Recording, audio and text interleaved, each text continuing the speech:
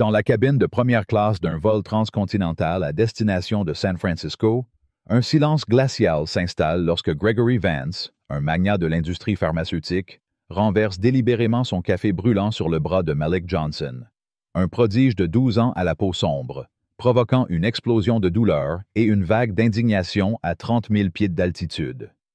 Les hurlements de Malik déchirent l'air. Ses chairs se couvrent instantanément de cloques rouges, tandis que le regard narquois de Vance trahit une intention cruelle, empreinte de préjugés raciaux.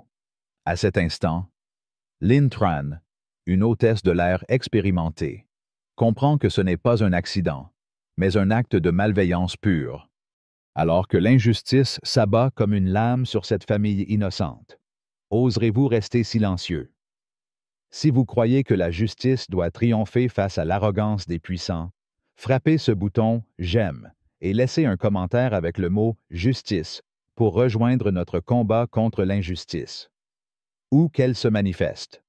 Linh Chun, Tharn Pan Anh, est une hôtesse de l'air chevronnée, d'origine vietnamienne, dont les 15 années de service dans les airs lui ont forgé un sens aigu de l'observation et une résilience à toute épreuve.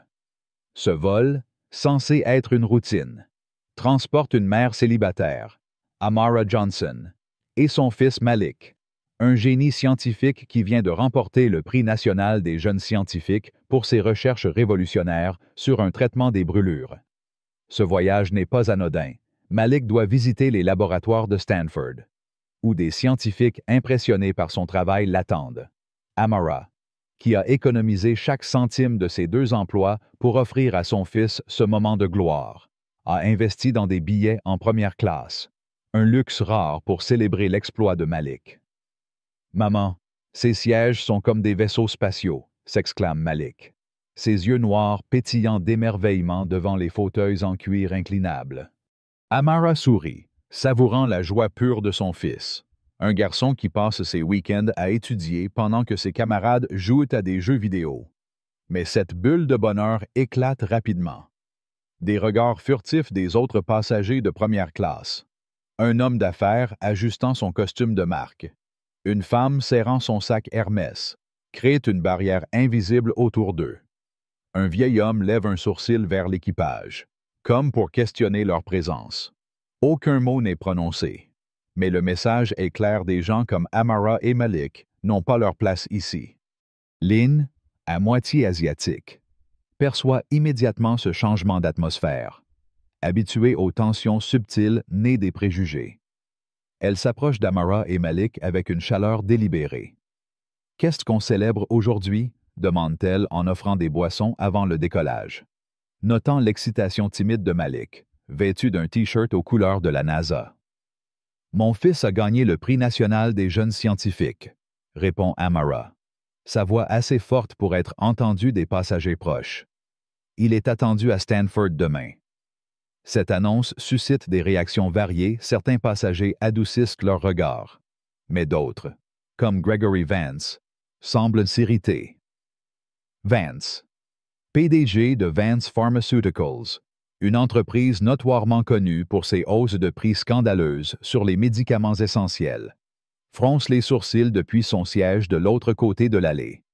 Grand, vêtu d'un costume sur mesure, ses cheveux argentés impeccablement coiffés, il incarne l'arrogance du pouvoir. Son regard glacial suit Malik, comme si la présence du garçon était une offense personnelle. Alors que l'embarquement s'achève et que les portes se ferment, Vance appelle Lynn d'un claquement de doigts impérieux. « Excusez-moi, » dit-il, assez fort pour que tout le monde entende. « J'ai payé 20 000 $ pour ce siège. Il doit y avoir une erreur dans la liste des passagers. »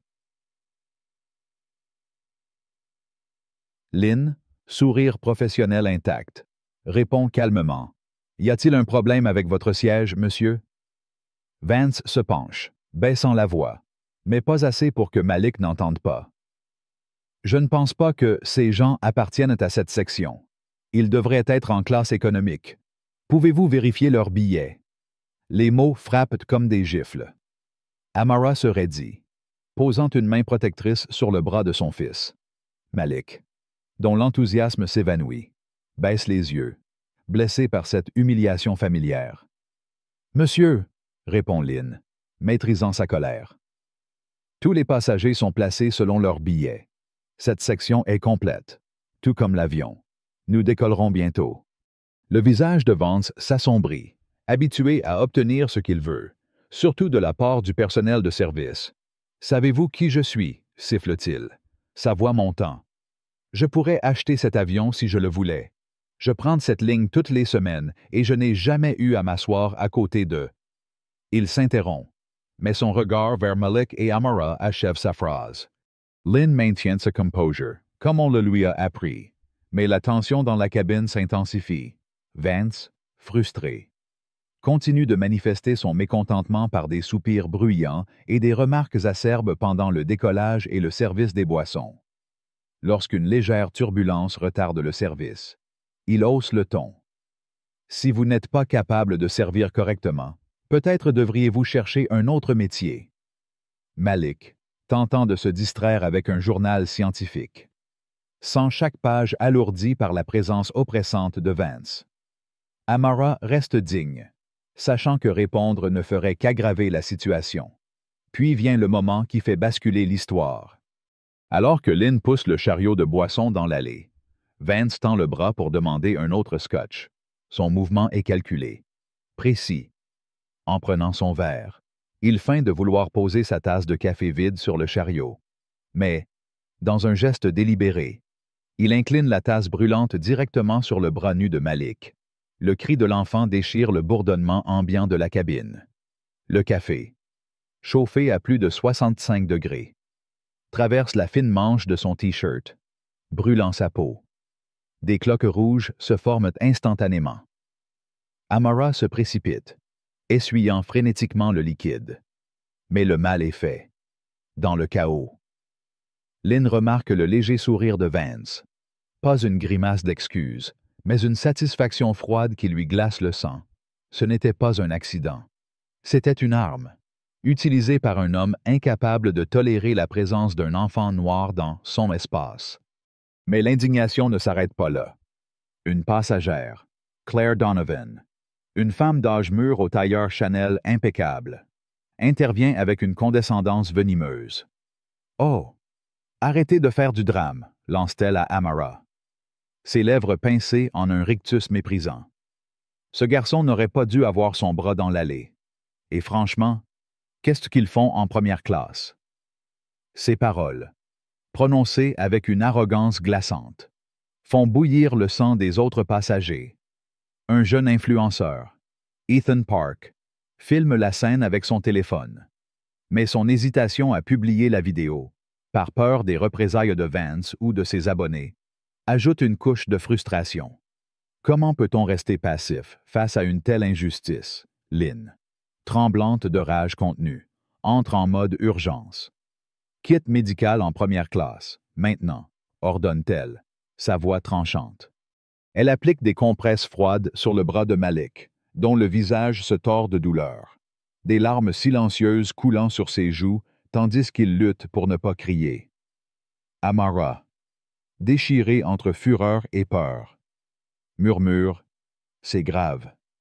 Lynn évalue rapidement « Brûlures au second degré ». Mais localisée, il faut garder ça au frais jusqu'à l'atterrissage. Il aura besoin de soins médicaux. Pendant ce temps, Vance joue la comédie de l'inquiétude, mais ses mots sonnent faux. Un accident regrettable, déclare-t-il à voix haute, pour les autres passagers. Ce garçon n'aurait pas dû tendre le bras. Puis, pensant que personne ne l'entend, il marmonne. Ils auraient dû rester à leur place. Lynn capte ces mots, tout comme une passagère aux cheveux gris, assise derrière Vance, qui plisse les yeux de dégoût. Une autre passagère, une infirmière nommée Priya Sharma, s'approche discrètement pour examiner les brûlures de Malik, confirmant leur gravité. « Ce n'est pas un simple accident », murmure-t-elle à Lynn, son ton chargé d'indignation. Mais l'outrage s'intensifie lorsque Lynn découvre que le copilote, un jeune homme nerveux nommé Julien Dubois, refuse de signaler l'incident au capitaine, craignant de contrarier un passager VIP comme Vance. Lynn, Tu sais comment ça fonctionne, chuchote-t-il. C'est un client platine, on risque nos jobs. Cette lâcheté institutionnelle fait monter la colère de Lynn à un niveau incandescent. Lynn commence à documenter l'incident avec la tablette médicale de la cabine, prenant des photos des brûlures et recueillant les témoignages des passagers. Vance, agacé, minimise l'affaire. « Ce n'est pas nécessaire, » dit-il, consultant sa montre en or. Un petit incident. L'assurance de la compagnie couvrira tout. Mais Lynn, inflexible, répond. « Procédure standard, monsieur. Toutes les blessures doivent être documentées. » Vance se penche alors, sa voix devenant menaçante. « Je joue au golf avec votre PDG tous les mois. Un coup de fil, et vous servirez des sodas sur des vols régionaux, si vous avez encore un emploi. » La menace, crue et arrogante, frappe Lynn comme un coup de poing. Elle jette un œil au profil de passager de Vance statut platine élite. Notification de traitement spécial. Il ne bluffe pas. La cabine de première classe se divise subtilement.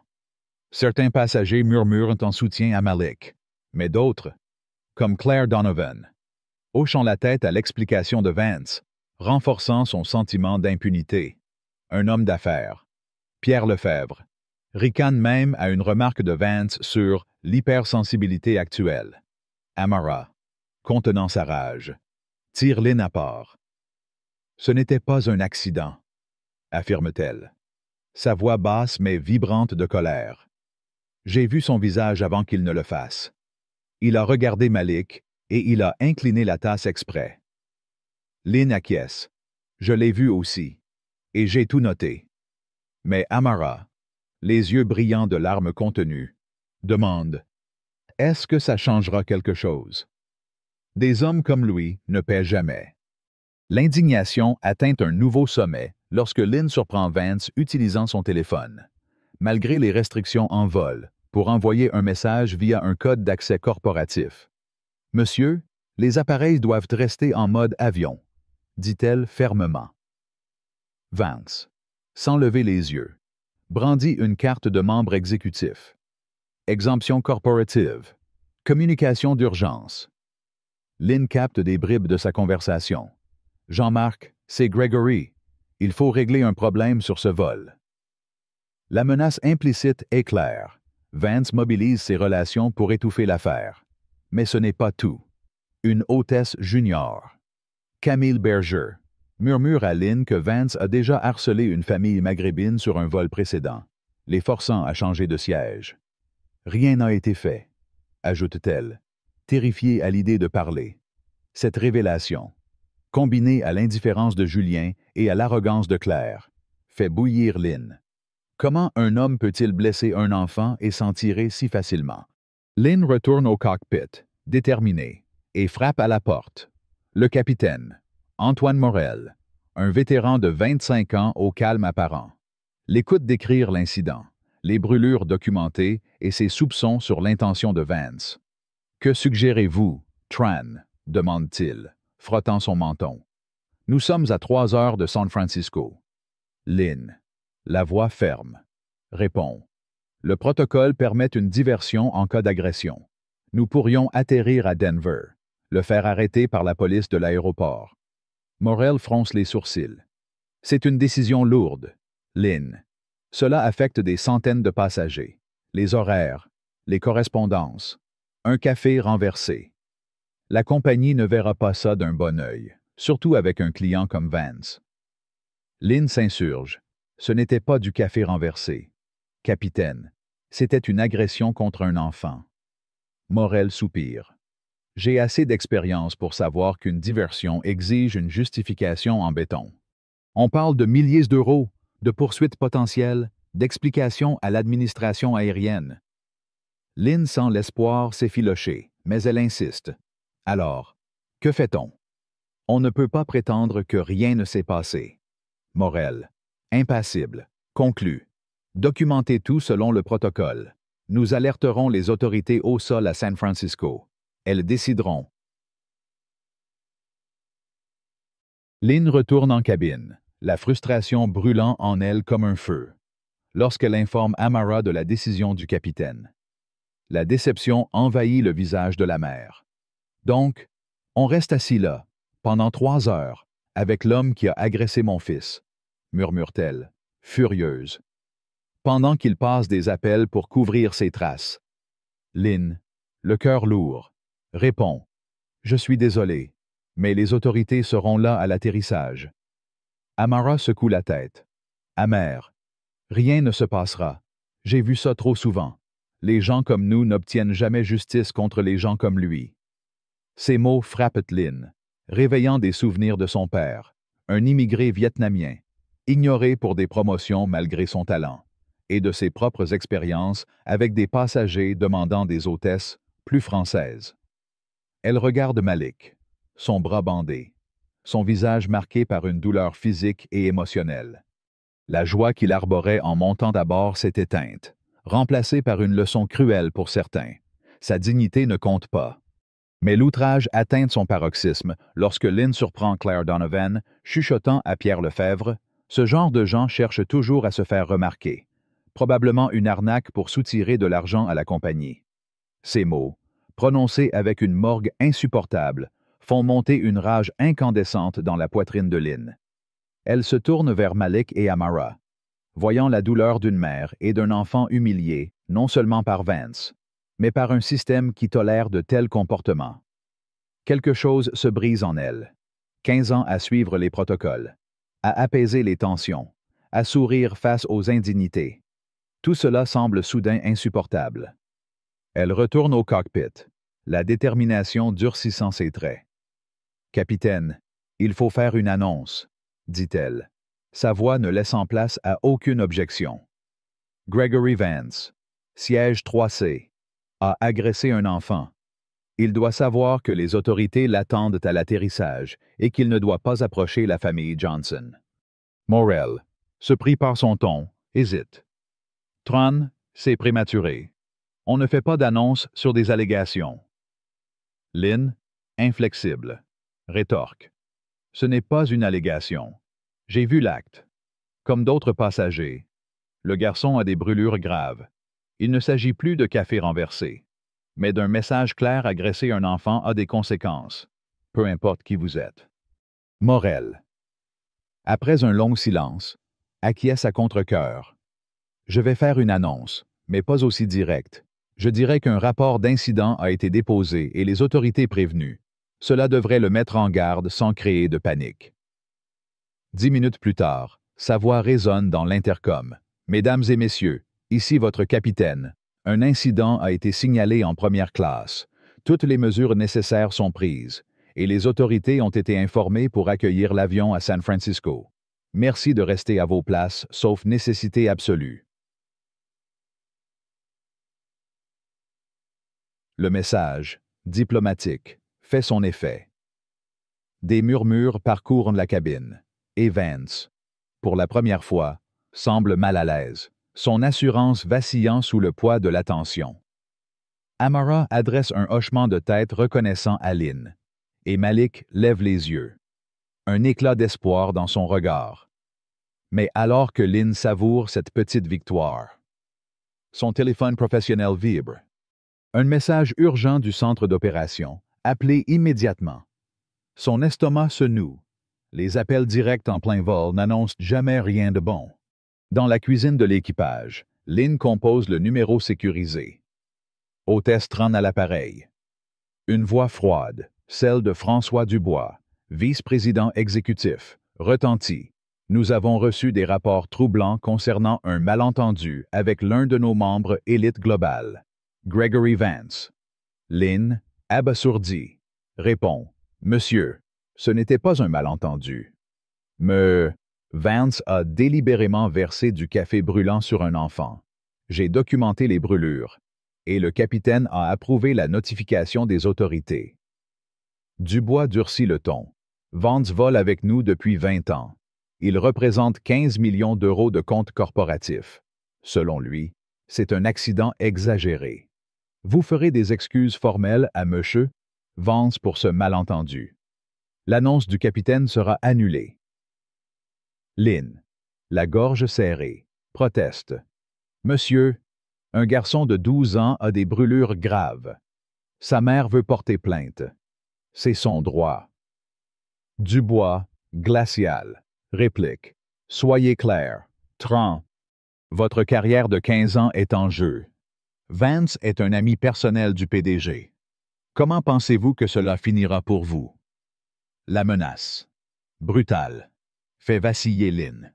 Elle pense à son prêt immobilier, aux frais médicaux de sa mère, à sa réputation dans l'industrie.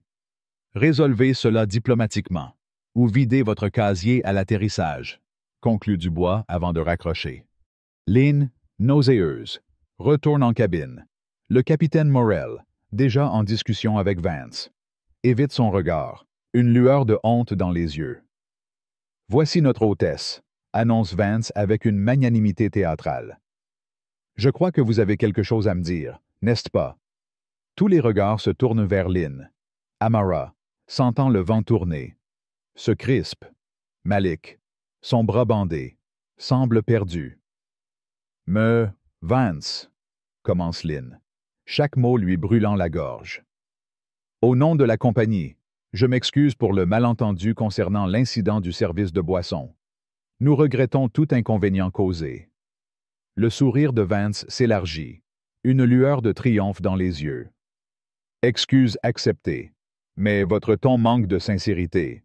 Peut-être avez-vous besoin d'une formation supplémentaire en service client, dit-il, se tournant vers Morel. N'êtes-vous pas d'accord, capitaine? Morel, mal à l'aise. Marmon, je vais clarifier l'annonce précédente. Pas d'autorité, juste un malentendu. La trahison est complète. Lynn reste figée, forcée de sourire tandis que la justice s'effondre devant elle. Mais l'outrage ultime survient lorsque Vance s'adresse directement à Amara. Je crois que vous et votre fils êtes dans mes sièges préférés. J'ai arrangé avec le capitaine pour vous déplacer. Amara, incrédule, proteste. Ce sont nos sièges assignés. Mais Morel intervient. Madame Johnson, pour éviter d'autres malentendus, il serait préférable que vous et votre fils preniez ces sièges à l'arrière de la première classe. Les sièges, près de la cuisine, sont clairement moins désirables. C'est insensé, s'écrie Amara, sa voix tremblante de rage. Mon fils a été agressé, et maintenant on nous punit. Malik, la voix brisée, murmure. Maman, c'est bon. Allons-y. Je ne veux pas d'ennui. Ces mots, empreints d'une résignation qu'aucun enfant ne devrait connaître, brisent Lynn. Elle regarde, impuissante. Amara et Malik rassembler leurs affaires, Vance ricanant alors qu'ils passent. L'annonce de Morel scelle l'humiliation. Mesdames et messieurs, l'incident mentionné était un simple malentendu, résolu. Aucune autorité ne sera présente. Nous nous excusons pour toute inquiétude. Lynn remarque des passagers sortir leur téléphone, filmant malgré les restrictions. L'histoire commence à se répandre. Dans la cuisine, Camille lui chuchote. « Ils te détruiront si tu te bats. Vance a déjà fait virer des hôtesses. » Mais Lynn, regardant Malik, sait qu'elle ne peut pas abandonner. La question plane, lourde.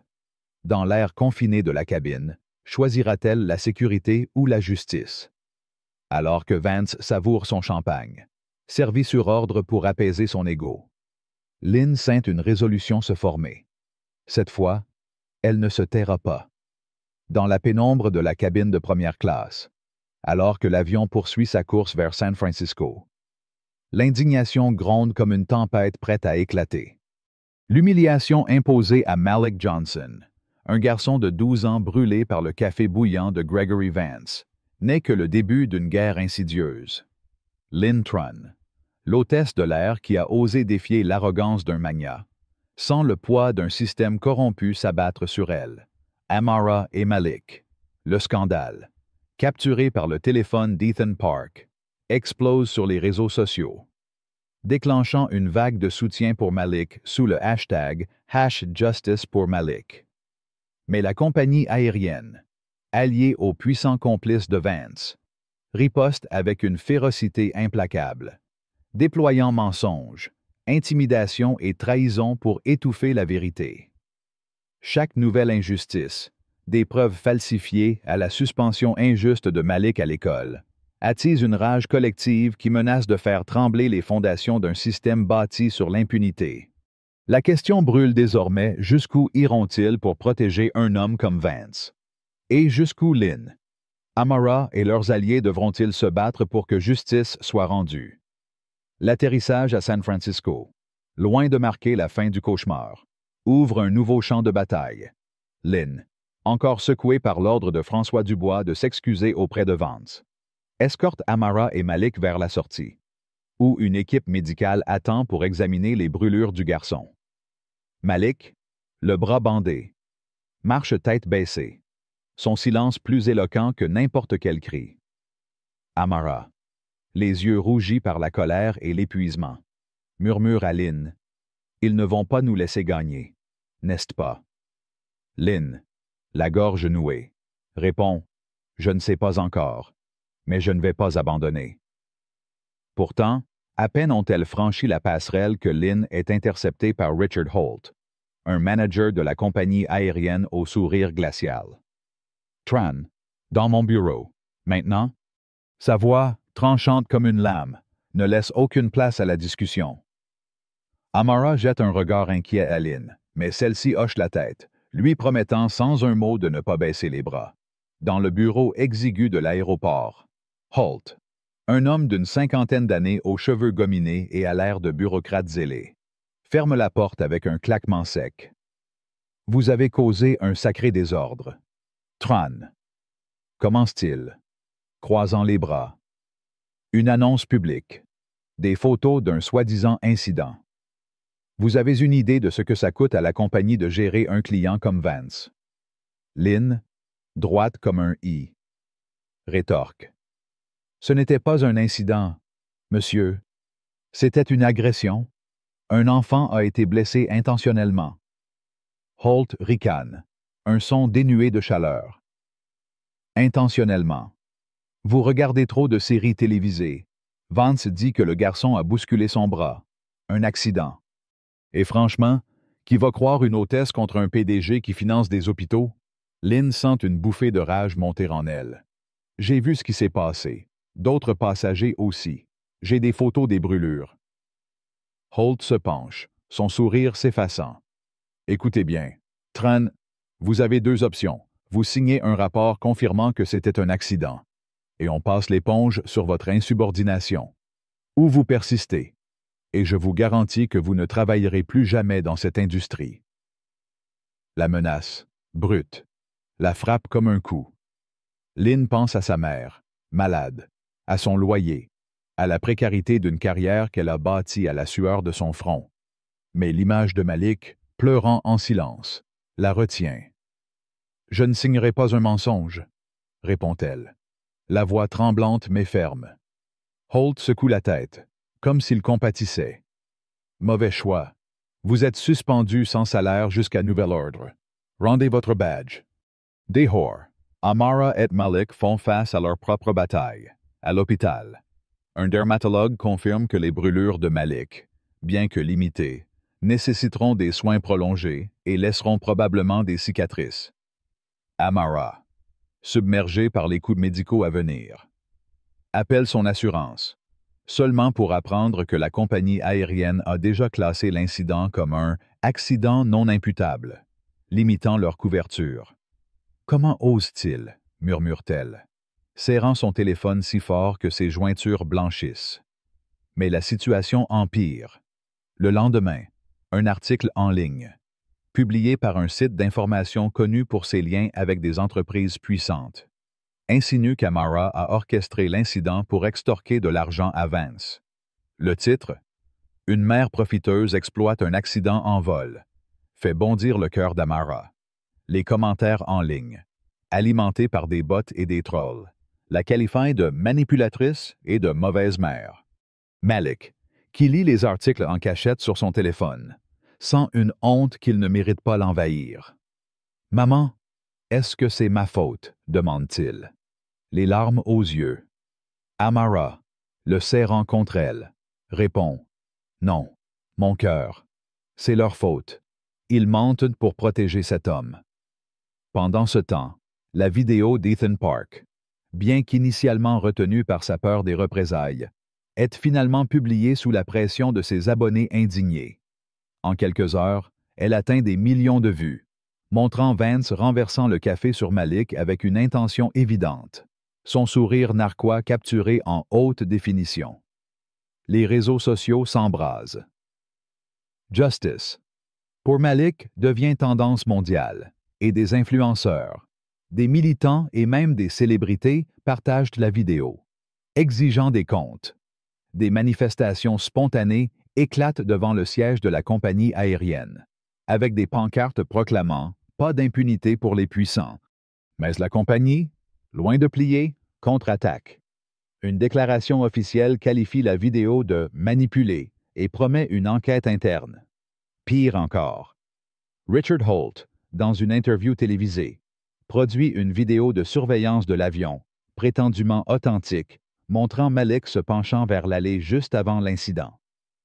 Le jeune passager a provoqué l'accident par son comportement imprudent, affirme Holt, son ton doucereux masquant une malveillance calculée. Les téléspectateurs, choqués, réalisent que la vidéo a été trafiquée, l'angle est subtilement modifié, et les images de Vance souriant ont été coupées. L'outrage public explose. Mais les médias alignés sur Vance continuent de relayer sa version, semant le doute. L'indignation atteint un nouveau sommet lorsque l'école de Malik, sous la pression d'un donateur anonyme lié à Vance Pharmaceuticals, suspend le garçon pour comportement perturbateur. La raison invoquée. Un dessin que Malik a réalisé en classe, représentant un avion en flammes avec un homme en costume riant. Ce n'est pas acceptable, déclare la directrice. Une femme nerveuse nommée Madame Clairaut, lors d'une réunion avec Amara, « Nous devons protéger la sécurité émotionnelle des autres élèves. » Amara, furieuse, rétorque « Mon fils a été brûlé par un homme raciste, et vous le punissez pour avoir exprimé sa douleur. Où est votre sens de la justice? » Madame Clairaut, mal à l'aise, baisse les yeux. C'est une décision du conseil. Nous n'avons pas le choix. Amara quitte la réunion, tremblante de rage, réalisant que l'influence de Vance s'étend bien au-delà de l'avion. Malik, désormais ostracisé par ses camarades qui répètent les mensonges des médias, refuse de retourner en classe. « Ils disent que je mens, maman, » murmure-t-il, brisé. Cette injustice, infligée à un enfant déjà traumatisé, fait bouillir le sang de quiconque suit l'affaire. Lynn, désormais sans emploi, se retrouve dans une situation précaire. Son appartement, modeste mais cher dans une ville comme San Francisco, devient une source d'angoisse alors que les factures s'accumulent. Elle contacte Amara pour prendre des nouvelles, et les deux femmes, unies par leur indignation, se rencontrent dans un café bondé du centre-ville. « Ils veulent nous briser », dit Amara, serrant sa tasse comme si elle pouvait y puiser de la force. « Ils pensent qu'on va abandonner, mais je ne peux pas. Pas pour Malik. » Lynn, les yeux brillants de détermination, répond « Moi non plus. J'ai gardé des copies de tous les photos, les témoignages, même les messages de Vance sur son téléphone. » Mais leur conversation est interrompue par un appel anonyme. Une voix déformée siffle « Laissez tomber, ou vous le regretterez. » Lynn raccroche, le cœur battant, mais la peur se mêle à une colère incandescente. « Ils savent qu'on ne se taira pas, » dit-elle à Amara. C'est pourquoi ils ont peur. C'est alors qu'un nouvel allié entre en scène, Harold Jenkins, un avocat à la retraite spécialisé dans les droits civiques, contacte Amara après avoir vu la vidéo virale, âgé de 70 ans, avec une voix rauque et une démarche boitillante. Jenkins a passé sa carrière à défier les puissants, des entreprises racistes aux politiciens corrompus. « J'ai vu ce que Vance a fait à votre fils », dit-il lors d'une réunion dans son bureau encombré de dossiers. « Et j'ai vu comment la compagnie essaie de vous salir. Je prends votre affaire. Pro bono. » Amara, méfiante après tant de trahison, demande « Pourquoi nous aider ?» Jenkins sourit, un éclat de colère dans les yeux. Parce que j'ai grandi dans un monde où des hommes comme Vance pouvaient détruire des vies sans conséquence. Je ne laisserai pas ça arriver à votre fils. Lynn, présente à la réunion, sent un espoir fragile renaître. Mais Jenkins les avertit, ce ne sera pas facile. Vance a des avocats qui mangent des affaires comme celle-ci au petit déjeuner, et la compagnie est prête à tout pour protéger son image. Une autre alliée émerge, Sofia Alvarez, une hôtesse de l'air collègue de Lynn, qui a assisté à un incident similaire impliquant Vance sur un vol précédent. Il a forcé une famille latino à changer de siège parce qu'il ne voulait pas voyager à côté d'eux. Confie Sofia à Lynn. Sa voix tremblante. J'ai voulu parler, mais ils m'ont menacé de licenciement. Cette fois, je ne me tairai pas. Sofia fournit des notes internes qu'elle a secrètement conservées, prouvant que la compagnie était au courant des comportements de Vance, mais l'a protégé en raison de son statut. Ces révélations, bien que précieuses, exposent Sofia à des représailles. Quelques jours plus tard, elle reçoit un avertissement disciplinaire pour violation des protocoles de confidentialité. L'injustice, encore une fois, frappe ceux qui osent défier le système. Mais l'espoir s'intensifie avec l'arrivée de Priya Sharma, l'infirmière passagère qui avait examiné Malik dans l'avion, experte en informatique à ses heures perdues. Priya contacte Lynn après avoir piraté un serveur interne de la compagnie aérienne, un acte risqué mais motivé par sa rage face à la vidéo truquée de Holt. Ils ont supprimé des courriels clés, explique-t-elle dans un appartement sécurisé, son ordinateur portable ouvert sur une série de documents. Mais j'ai récupéré des archives. Regardez ça. Les courriels révèlent une conversation entre Holt et un cadre supérieur, ordonnant la destruction des images de surveillance originales et la fabrication de la vidéo truquée. C'est une conspiration, murmure Lynn. Abasourdi. Priya acquiesce. Et ça va plus loin. Vance a des liens avec des juges locaux. Ils préparent un règlement à l'amiable pour vous faire taire. Cette découverte, bien que terrifiante, galvanise le groupe. Ils savent désormais qu'ils ne luttent pas seulement contre Vance, mais contre un réseau de corruption qui s'étend jusqu'aux plus hautes sphères. Vance, sentant la pression monter, propose un règlement financier à Amara 500 000 $ en échange d'un accord de confidentialité. L'offre, livrée par un avocat slick en costume Armani, est présentée comme une opportunité de tourner la page. Amara, confronté à des dettes médicales et à la menace d'expulsion de son appartement, vacille un instant. Pensez à votre fils, insiste l'avocat, un sourire mielleux aux lèvres. Cet argent pourrait lui offrir une nouvelle vie. Mais Amara, repensant aux larmes de Malik, à la suspension de son école, à la campagne de diffamation, sent une rage pure l'envahir. Dites à M. Vance qu'il peut garder son argent, répond-elle, la voix vibrante de défi. Je veux qu'il paye pour ce qu'il a fait, pas qu'il achète mon silence. L'avocat, surpris par son refus, la met en garde. Vous regretterez cette décision, Madame Johnson. Les conséquences ne tardent pas. Quelques jours plus tard, Amara reçoit un avis d'expulsion, prétendument pour des plaintes de voisins, une fabrication évidente orchestrée par les alliés de Vance.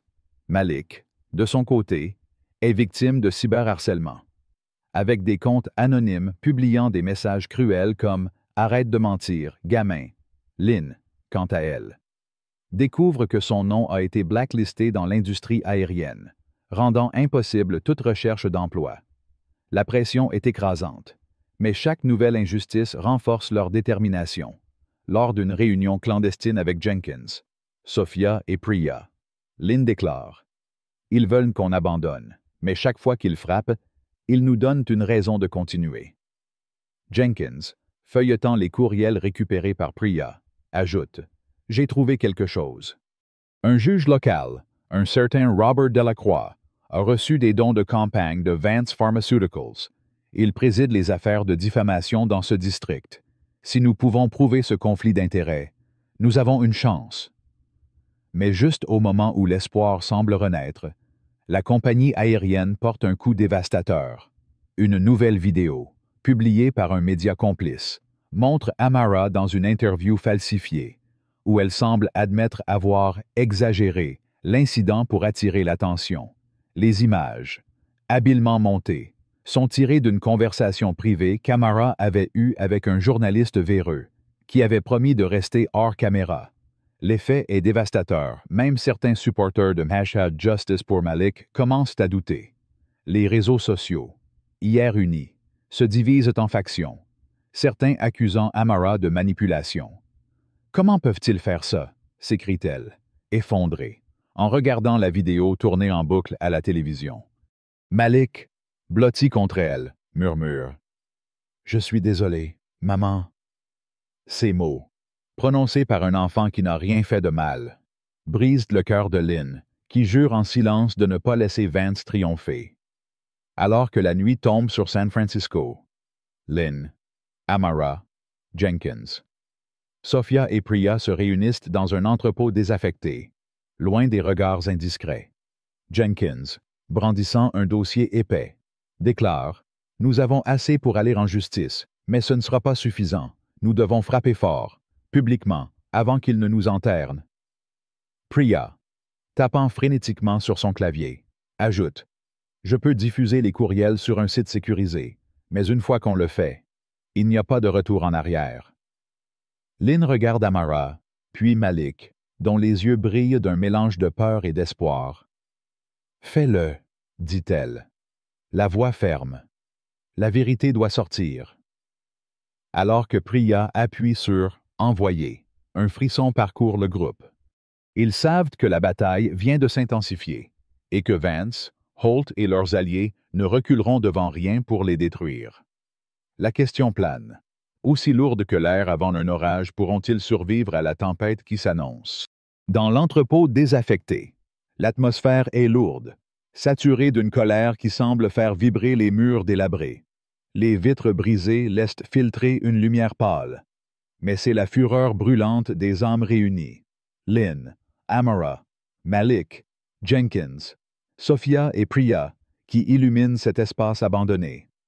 La publication des courriels piratés par Priya, révélant la conspiration orchestrée par Gregory Vance et la compagnie aérienne, a mis le feu aux poudres.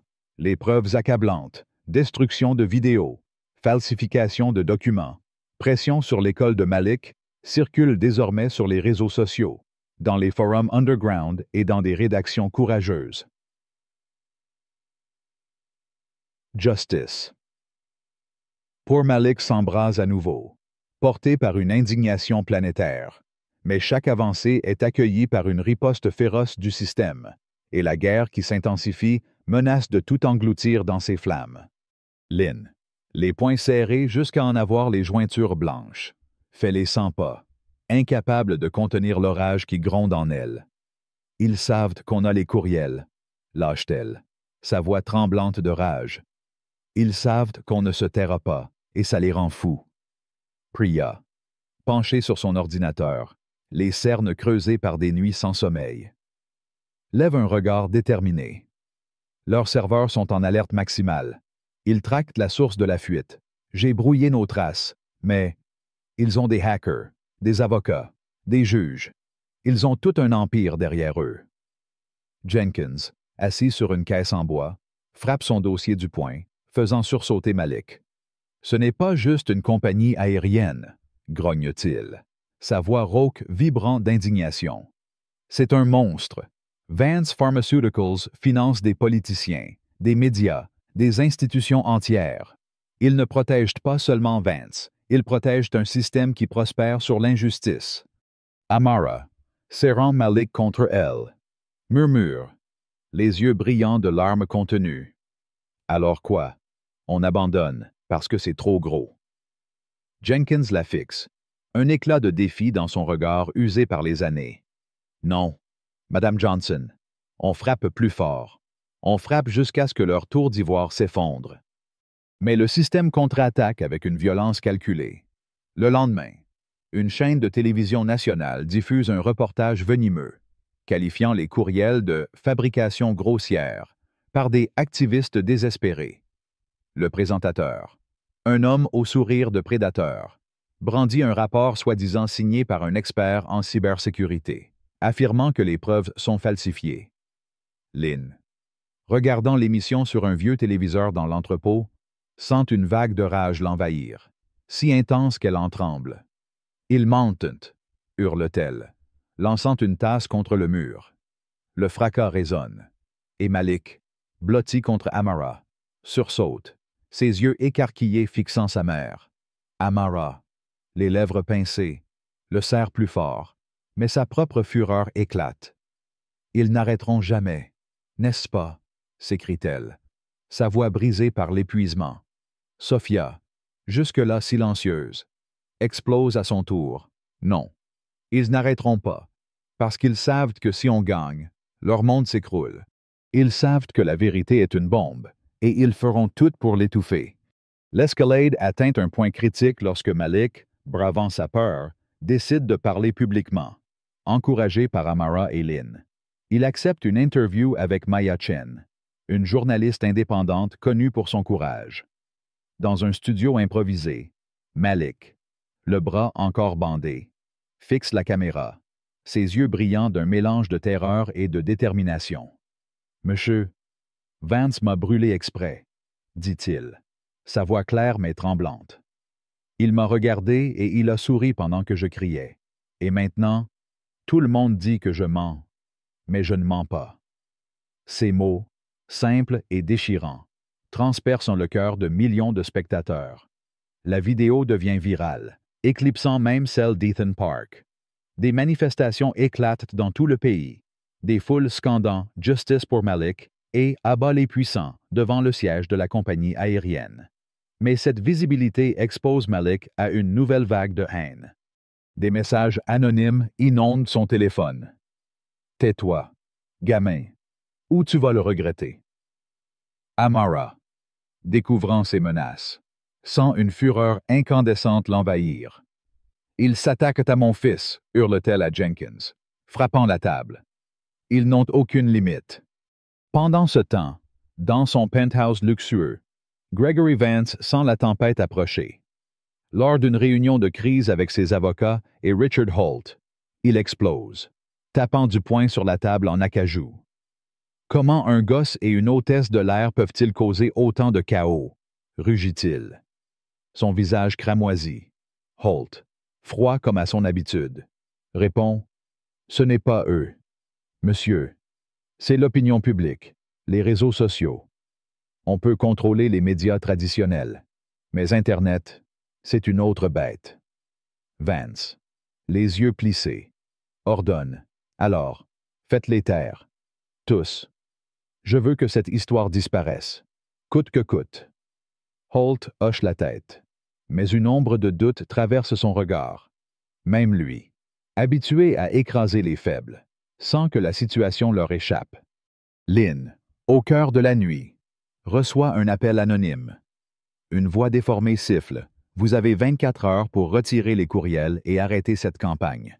Sinon, votre mère ne verra pas un autre lever de soleil. La menace, visant sa mère malade, fait vaciller Lynn. Elle passe la nuit à arpenter son appartement, les larmes coulant sur ses joues, partagées entre la terreur et une rage viscérale. À l'aube, elle appelle Priya. « Ils savent où ma mère vit, » murmure-t-elle, la voix brisée. Priya, sans hésiter, répond « On la met en sécurité. J'ai des contacts qui peuvent l'héberger hors de la ville. Mais Lynn, si tu recules maintenant, il gagne. » Lynn, serrant son téléphone, sent la colère l'emporter sur la peur. « Ils ne gagneront pas, » gronde-t-elle, sa voix vibrant d'une détermination féroce. « Pas tant que je respire. » Jenkins, de son côté, dépose une plainte explosive contre Vance Pharmaceuticals et la compagnie aérienne, accusant fraude, conspiration et violation des droits civiques, appuyé par les courriels piratés, les témoignages de Sophia, Priya et d'autres passagers, La plainte fait trembler le système judiciaire. Mais le juge a signé. Robert Delacroix, lié à Vance par des dons de campagne, rejette la moitié des preuves, les qualifiant de irrecevables pour des raisons techniques. Jenkins, hors de lui, accuse Delacroix de corruption devant une salle d'audience bondée. Vous vendez la justice, lance-t-il, sa voix tonnant comme un coup de canon. Delacroix, imperturbable, menace de le poursuivre pour outrage, mais l'éclat de Jenkins est filmé par des journalistes indépendants. Les images, diffusées en direct, attisent l'indignation publique. Des foules se massent devant le tribunal, brandissant des pancartes. La justice n'est pas à vendre. Priya, toujours en première ligne, découvre une nouvelle arme, un enregistrement audio, extrait d'un serveur oublié de la compagnie, où Holt et un cadre supérieur discutent de neutraliser Lynn et Amara. Si on ne peut pas les acheter, on les brise, déclare Holt. La mère de l'hôtesse, le gamin de la femme. Tout le monde a un point de rupture. Priya, tremblante de rage, transmet l'enregistrement à Maya Chen, qui le diffuse immédiatement. L'impact est sismique.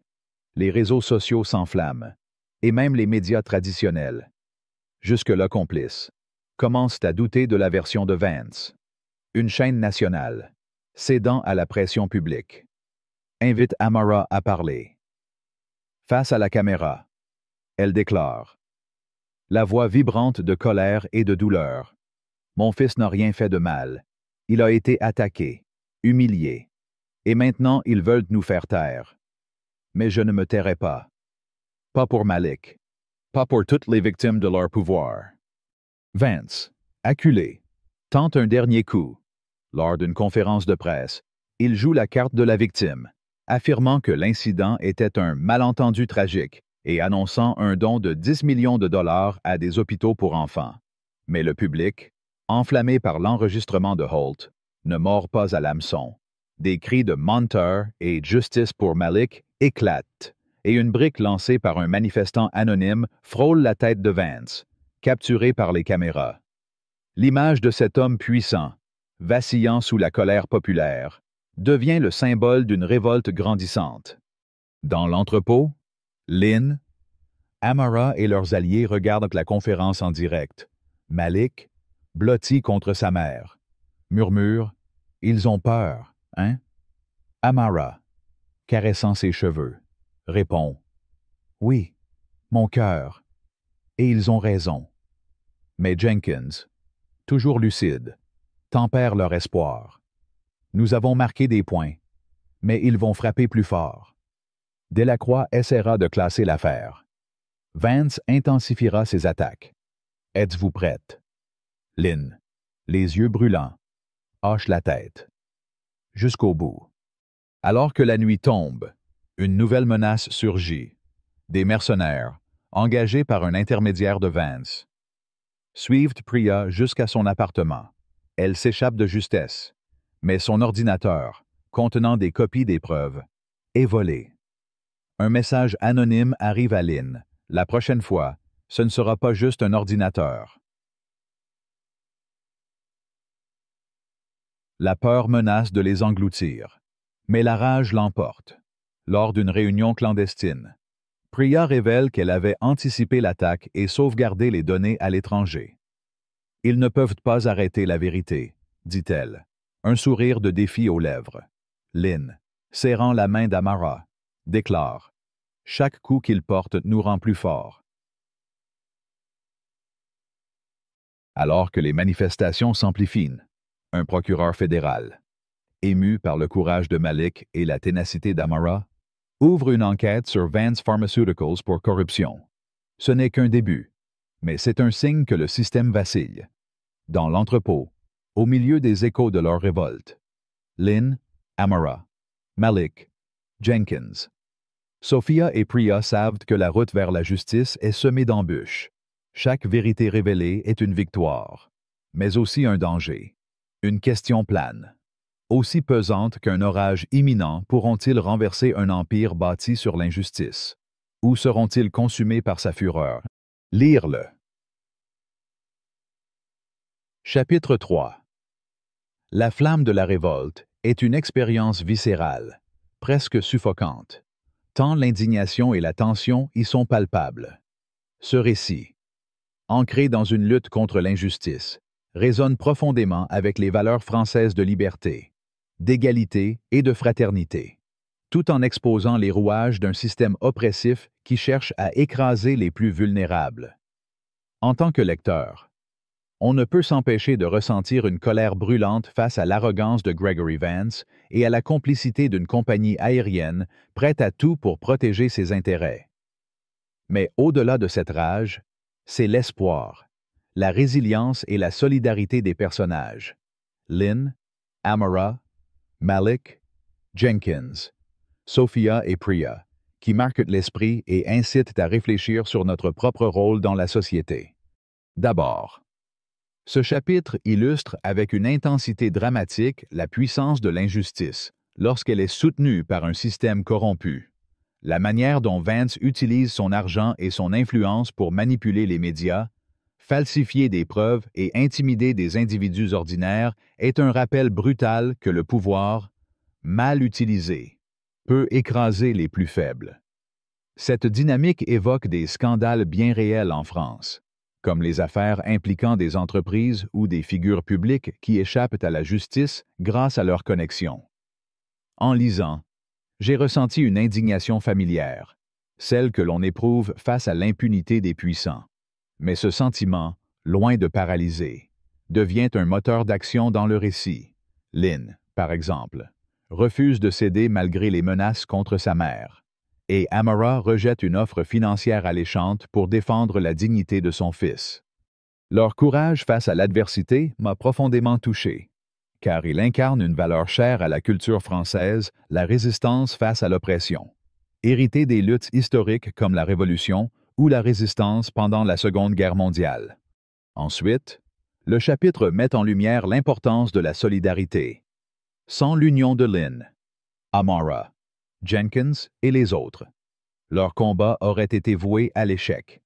Chaque personnage apporte une pièce essentielle au puzzle Priya avec ses compétences techniques, Jenkins avec son expertise juridique, Sophia avec ses témoignages. Cette collaboration reflète l'idéal français de fraternité, où l'entraide devient une arme contre l'injustice. En France, on valorise les mouvements collectifs, qu'il s'agisse des manifestations des Gilets jaunes ou des grèves pour défendre les droits sociaux. Ce récit m'a rappelé que, seul, on peut être brisé, mais ensemble, on devient une force inarrêtable. Cette leçon est particulièrement pertinente dans un monde où les divisions, qu'elles soient sociales, économiques ou culturelles, sont souvent exploitées pour affaiblir les luttes pour la justice. Une autre réflexion qui émerge est le rôle crucial de la vérité dans la lutte contre l'injustice. Les courriels piratés par Priya et l'enregistrement audio révélé par Maya Chen sont des armes bien plus puissantes que n'importe quel discours, car ils exposent la corruption dans toute sa laideur. Cela m'a fait penser à l'importance du journalisme d'investigation en France, incarné par des médias comme Mediapart ou des lanceurs d'alerte qui risquent tout pour révéler des vérités cachées. Le chapitre montre que la vérité, bien qu'attaquée et déformée, finit toujours par ressurgir, surtout lorsque des individus courageux refusent de se taire. Cela m'a inspiré à être plus attentif aux informations que je consomme et à soutenir les voix qui osent défier les puissants. Enfin, le courage de Malik, un enfant de 12 ans qui ose parler publiquement malgré les menaces, est une leçon d'humilité.